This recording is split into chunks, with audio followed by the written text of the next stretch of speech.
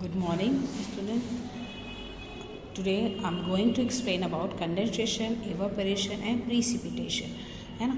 As you know कि आपका water cycle जो आपका अर्थ पे जो वाटर रेगुलेट होता है उसमें तीन जो ये प्रोसेस है वो बहुत इम्पॉर्टेंट है ना।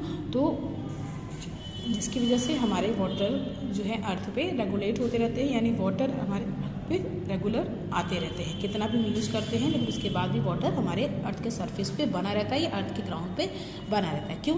उसमें तीन जो इम्पॉर्टेंट प्रोसेस है वो है मैं स्टार्टिंग करती हूँ इवेपोरेशन, कंडेंसेशन एंड प्रिसिपिटेशन से। अब देखिए, सबसे पहले I am going to explain about evaporation. Evaporation क्या है? A process where water change into water vapour. मतलब जब पानी जो है क्या बन जाए, भाप बन जाए। और भाप आपको पता है कि जो चीज़ गर्म होती है, गर्म हवा, वैसे ही वाटर वेपर भी हल्का होता है, तो वो क्या होता है, उड़ के अप साइड पे चला जाता है। तो इवेपोरेशन का एक process where water change into water vapour, जिसमें मतलब पानी जिसमें भाप बनता है। Second process is condensation.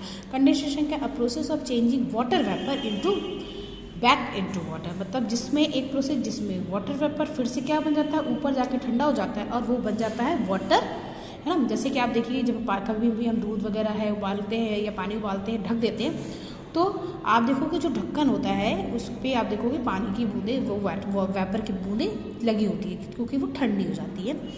और वही कंडेंसेशन, इवेपोरेशन एंड कंडेंसेशन के हेल्प से बनते हैं बादल, ठीक है, यानी क्लाउड्स बनते हैं। फिर प्रिसिपिटेशन, अब देखिए इवेपोरेशन हो गया, फिर कंडेंसेशन हो गया, यानी पानी भाप बनकर उड़ गया और पानी ऊपर जाके वेपर जो है वो ठंडा हो गया, और वो ठंडा होकर क्या करने लगा, अब जब क्लाउड बन गए तो वो क्लाउड जो है हैवी हो गए। तो जैसे रीजन से वो गुजरते हैं तो वो क्लाउड क्या करने लगते हैं, बारिश कर देते हैं। कहीं बारिश करते हैं तो कहीं स्नो के रूप में, तो कहीं हेल के रूप में हमारे अर्थ के सरफेस पे दोबारा आ जाते हैं। क्या चीज़? वही वाटर, ठीक है। तो प्रिसिपिटेशन क्या है? प्रिसिपिटेशन एक प्रोसेस है giving back of water again on the earth surface, मतलब एक ऐसा प्रोसेस जिसमें जो वाटर है वो क्या होता है, वो दोबारा से हमारे अर्थ सरफेस पे आता है किसी न किसी फॉर्म में।